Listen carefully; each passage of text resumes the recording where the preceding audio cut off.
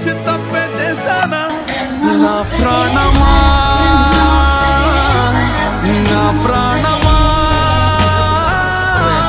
నీ కోసమే నేనున్నానమ్మా వస్తావని ఆశతోనే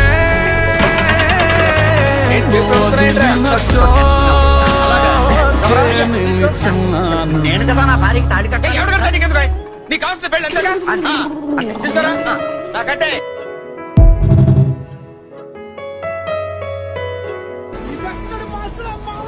నన్ను వదిలేస్తావా